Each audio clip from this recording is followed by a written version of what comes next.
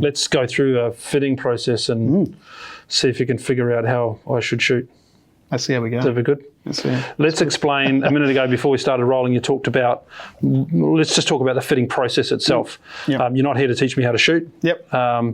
There's a framework that you've got to work within. I am who I am, and this is pretty solid. Yeah, for sure. So what's the fitting process for? And just before you start that fitting process is something that anyone can go through if you're going to buy a Beretta shotgun. And I'm assuming one of the other ranges that you stock, Frankie's and Benelli's, you can do similar things. Absolutely. Yeah. You have the option to come down and do fitting. So it's a pretty cool experience if you're interested in it.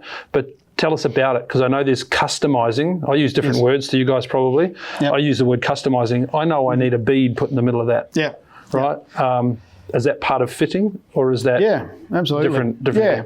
So the fitting process, you can have the person that pops in and the gun fits them out of the box, and they've come in probably knowing that, but they do like a bit of reassurance. Some shooters are beginners and they sort of want to be told how to hold the gun and what they should do, and then they'll go off and they'll do that. But I think a good thing with the fitting is it's definitely a campfire discussion. So not always what is told or given is the pure result of becoming a world champion. So it's more of working with the person. I like to sort of mount the gun. Fit the gun to how they mount it very naturally. Sure. So we're not trying to reinvent the wheel of how they should shoot or anything like that, because you do that and then they get into the competition world or when there's targets thrown, and the way they mount the gun here is nothing the same as when they get out in the field. So all of a sudden, their new gun they don't like anymore. They don't like anymore, and you fitted them up and they feel like they've been fitted, so they should shoot that way. But I like it better if someone buys a new gun rather than come in and be fitted, even as a new person to the sport. Just go and shoot it. Go and have a shot. See what it feels like. Is it bruising your shoulder? Is it giving you a whack in the face? You can't hit half. Sort of bring some feedback, and I think that's more the better way to go, because you've got something to work with, and then they've developed some sort of technique and you can work around that. So, So how does that then work? And you can't answer all of these questions, I completely understand. But so I've purchased a gun, then I may come back and get it fitted, is what you're saying. So you can have a look at how I'm using that gun. Yeah. Then all of a sudden they have a coaching day and someone comes down and says, you need to do this to it. Yep. Does that mean the fitting needs to start again? Yeah, for sure. Kind of does, right? Absolutely. Yeah. Okay. So, and I think that's something with the fitting, is that when we do fit you up whether you're a beginner or you've bought something brand new, fit it up, go and have a shot of it, and then you're always welcome back, because excellent. There can be more to it. There's more fine tuning that can be done. Obviously, we don't have clay targets here in a range to shoot at, so fit it up. That's basically, in rifle terms, scoping a rifle, getting it on paper. But then, till you're out there, you don't exactly know 100% about where the gun's shooting, what their technique is, what they're seeing when they shoot, as opposed to, do they cover a target? Do they get under the target? What's their barrel speed? There's all these things here that we don't know, and they probably don't know either until they get out there. So I think a good thing about the fitting, though, is they concentrate on what they've been told or we've discussed together, and they go out there and they put that to practice, and then they can come back. So certainly not a case of fitting them up, kicking them out the door and saying you've had your fitting and that's part of the service. It's go out, come back. If you found something that's not right, come back, and if it has to be 3 times, so be it. It's definitely a fine-tuning exercise, and not exactly one that can be done and is necessarily done immediately right from the word go. So question without notice, another one. Do your local reps have this skill? Are the Craigs in Queensland, like, is someone like Craig someone that I would go to and say, look, I've done this down here, kind of need you to have a look at X, Y, or is it best to come back? Look, there's a few reps that do it, and a lot of reps do know, where to look and things like that, especially if they've shot a little bit. And there's always, I think with that, there's always someone at a club that you should maybe find and rely on. Yep. Because you can get, 3 people and 3 ideas. Whereas some people that are good shooters doesn't necessarily mean they exactly know what you should be doing. Some people can naturally shoot. Absolutely. And they'll pick up anything and they'll shoot reasonably well. Yep. Whereas doesn't make them tutors, teachers, instructors. Good instructors. Yeah. Exactly right. Yeah, cool. Okay. All right, let's do it.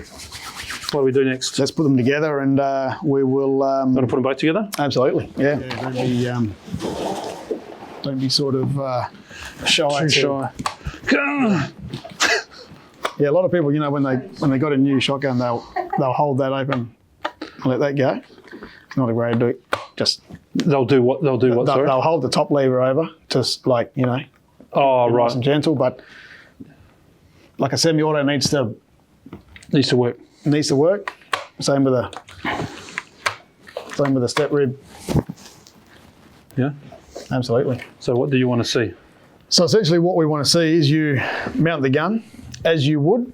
Yep. For your own purpose, not to impress me. All you want to do is mount the gun in your natural and best style of trap shooting, and then that way we're going to take you, hopefully,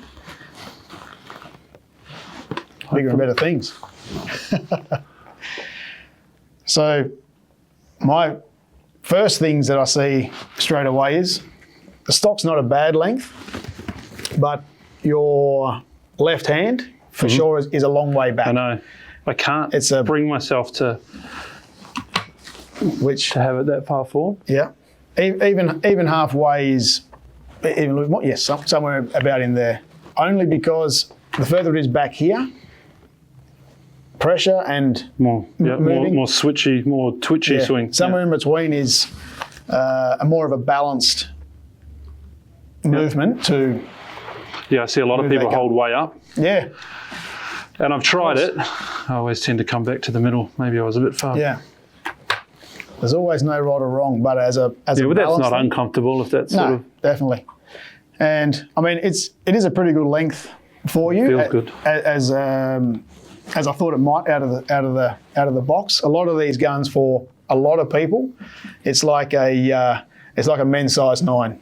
Yep. It fits probably more people than not. Yeah. The guns are always empty, and put your finger on the gun that you're going to shoot, and put your finger on there, which obviously can feel strange to most people inside. But looking at this, your length here is pretty good. Yep. The angle of your arm's pretty good. The pitch, is touching top and bottom. Left hand's there. So all from that, because obviously length is the first thing you'll look for. Yeah. Because the length is no good being. No, you get belted. Too close. No good being too far away. So we start with the length first. And no, it feels. I don't feel like I'm falling off the front of this. Don't feel like you're getting too close to the front. No. And then, of course, after that, once this section's right, then we go to the front to see height and cast, or left and right. Yep. So, looking at you like that, you certainly look comfy, and you don't look like you wouldn't need to be not without a high rib. Like you could shoot the flat rib quite simply. I've only ever shot flat ribs. Yep. So I'm quite used to the way that works, but I've not looked at one. Yep. So it'd be interesting to have a look and see. Absolutely. So the stocks will be similar in length between these two. And but if you haven't used the step rib much, it will be different. It'll be different. Yeah. It'll be, you'll be looking at a different place, and everything will be wonky right up in front of you. Yeah. With your head up. We'll have a look in a sec. Yeah. Okay, so we're good here. We're good here. So let's have a look down the front. You're a game man, aren't you? Stand in front of guns. No, all good. We know they're all unloaded. So put your finger on there exactly like you would shoot. Left hand forward a little bit, just so you're a bit more balanced all the way through the gun. Doesn't feel as balanced though. I'm just going to Doesn't feel as balanced there. So looking at this, you're way too high. So what we would need to do there is as in that way. I tell you why. So I'm used to shooting with a double bead. So I've got my sight picture right. Yes. And the current gun that I have forces me to that height. So it's my new normal sight picture. It's the new norm, absolutely. Yeah. So this obviously being a trap gun as well, the comb measurements or the comb height is always that little bit higher because you are always shooting a rising target. So having a gun that's higher makes you're shooting the point of impact is always going up. So you're never needing to blot a target out. You can always have that height there so that when you're coming up to a target, you're just under it, you pull the trigger and your point of impact's. Clearly I'm doing that still though because this needs adjusting. It does. It needs to come down and the mid bead's always fantastic as a reference. It's not something that you'll use essentially when you're out there shooting. You can certainly look down and you mean to aim? Yes. Yeah, surely not. Yeah. No. So it's more so that I know that I've got a figure eight picture every time. That's right. Perfectly. So the other thing without having the second one, trying to shoot the second barrel is so hard. Yeah, absolutely. It doesn't matter what you're leading. No. Like you just got no idea what's going on. Correct. I'm keen to get that done. But absolutely. Okay. So we need to drop that. We need to drop this down. I'll take all the spacing. Seeing the height there, I'll take all those spaces out and flatten it right down to 0. All right, let's do that. Absolutely. So I think even for you, Ian, on this, even with this off, I think it's still going to be quite high without any of the washers in there. Mm-hmm. Okay. So what happens then? So what we would do then on a gun like this, it can be a little bit messy. It's okay if you've got a non-adjustable comb. Yeah. But if it's a standard gun, so if it's a non-adjustable, we can remove timber from here, or we can cut the B-fast in there, but then we cut another. Oh yeah, you really drop it down. So we do what we call maybe a double cut. Yep. Which then leaves this comb here. It'll go down and not fit flush like this one would, but it would fit below, but that wouldn't matter so much because more than likely that person would need that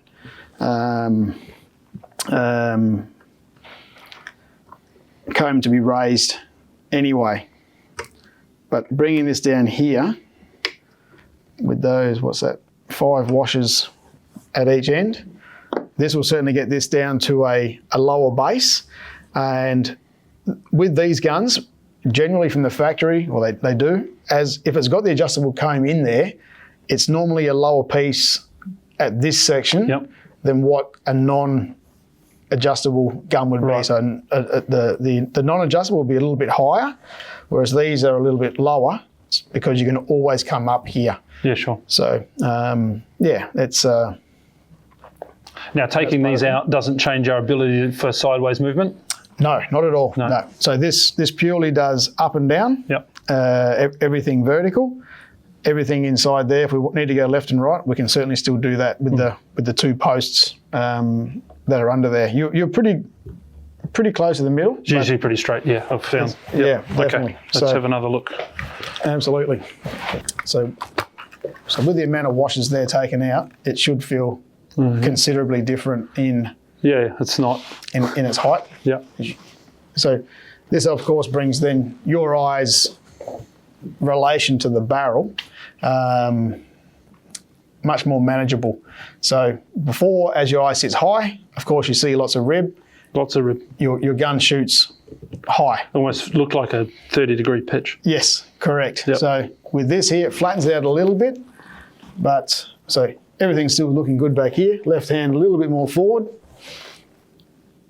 Okay, so that's done pretty good. That's actually a pretty good height for me there.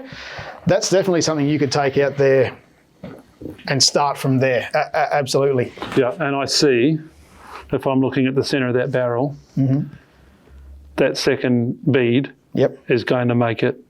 Absolutely. It'll even give you a better reference. So from there, you can probably see, yes, like you say, a little bit of that rib. Oh, I feel like I can shoot clays. With the, Well, the other one, you like this. so I think if you do a couple of mounts there, and I'll just have a quick squeeze here. Yeah, essentially you're there in the middle there. Drop it down and go again.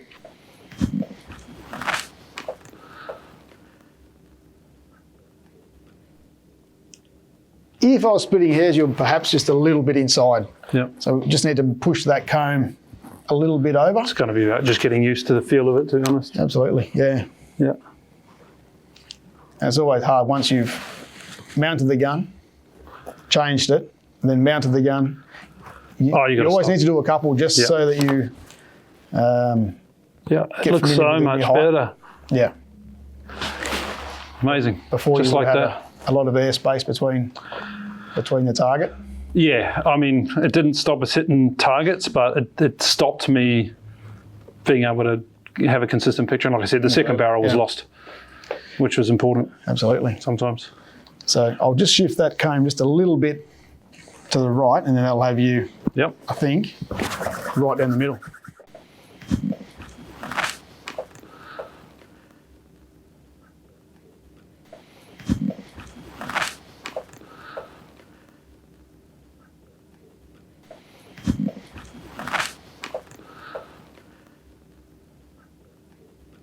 That was one of the things I forgot to ask, because that was the difference. One of the differences between this and the DT11 was fixed chokes. So, so in this gun, so you can get the 694 trap, which is fixed 3/4 and full. Yep. Then the DTL, which is removable chokes. So when you refer to trap, you're talking about Olympic trap. Essentially, yeah. Yep. So the true form of a trap gun's chokes, out of the box, 3/4 and full. 3/4 in the bottom, full in the top. These ones are obviously removable chokes, Optima choke high performance, both barrels, which is why some down the line shooters can put their trap chokes in there, and then if they want to shoot a bit of skeet or crossover, they can open them up and use the same gun rather than have the other in the car. One gun, take the chokes out, and way you go. Essentially, the gun shooting exactly where you're looking. Is that why this was designed for the Australian market? Yeah. Just because people like to cross discipline? Absolutely, yeah. So that's a big thing down here that, once upon a time it was a sporting gun or a field gun that had the chokes, and trap guns were just always fixed. Yeah. And probably early 2000s, the 682 Gold E came out in a trap gun and with chokes, and that was certainly one of the first Berettas that started, and it's still highly sought after today. Not many people you really see now have fixed chokes. They definitely tend to have that, or like to have the flexibility of removable chokes in both barrels. Do you have an opinion on the right choke setup for down the line? I think plenty of people will still say 3/4 and full. I'm probably still a bit that way. Yeah. Shooting a target that's always going away from you. If you've got that, if you've got that second barrel dialed in, if you're tuned in and you know where you're shooting, and you know where to put the barrel to get the target, then why wouldn't you go full? Because you need to belt it at distance, right? Yeah, for sure. And it's some will shoot half and 3/4 to have more pattern, which certainly personal preference. And these guys are only shooting the targets from 15 metres and going out, whereas you see sporting clay shooters that probably shoot targets on average, close to double that. They might be shooting them at 25, 35 metres as the norm. You'll see them running 1/4 and half, and they feel like that's enough choke for shooting all of those targets. So it always seems a bit reverse, that the closer the targets, the more choke, and the further the targets, the more open choke. 15 metres is distance to trap house. Yes. All right. How far are we when we start losing trajectory on the clay? I don't know exactly about the trajectory on the clay, but 8 metres. Once it's hit its apex. Is it only 8 metres? About 8 metres out is when most people will fire that first barrel. Oh, yep. So second barrel. We've now probably gone another 8. Second barrel's probably yeah, be close to that probably. So, yeah, it's Up to 30 metres. yeah, getting out there to about 30 odd metres. So, yeah, Okay. yeah, Good intel. yeah. Let's just have a look Glad at we that. recorded this. Fine, sweet. Like personal coach. Yeah. Okay. So this is good. Yeah. Yeah. So, to me, what we've got there, stock length looks good, left arm looks good. Now the height is good. A slight adjustment to move it a little bit to the right. And that to me would be now Ready to go smoke some clothes. ready to go Yep. and try it out. All right. Very good. All right. Well, thank you. Have we missed anything? I don't think so. No, not really. I think, no, only, well, I mean, we spoke about the mid beads. I think. Why do people not put mid beads on? I It think, seems to me like it's almost a. yeah, And then why isn't there a clip on? not sure about the clip on, but the mid bead is it's just a good double reference. Yeah, I agree. To know that, if the clay target, this front bead, the mid bead, and your eye is seeing that these two beads are all in a line, then you've got 4 points of confirmation that I you're straight down the gut. also think that mid bead tells you that you've twisted the stock Can because do. it's no longer directly in line. So now right. I've got a twist, or now things aren't quite right. Yep. You can re-shoulder. Yeah, for I sure. think it's really important. I just don't understand why you wouldn't do it. Everyone I know has them. Curious as to why they're not like pre-tapped and in the box kind of thing. But Yeah, and ours are good too. Our mid beads, it's a small little chrome bead, so it's not it's not a big not white taking thing. you away Yeah. from anything. You're just purely for you, just a reference, and just make sure that it is in line with the front bead. Excellent. Okay. Thank you. No problems. Appreciate it. I'll let you know how it goes. No problems. All right. Cheers, Thank mate.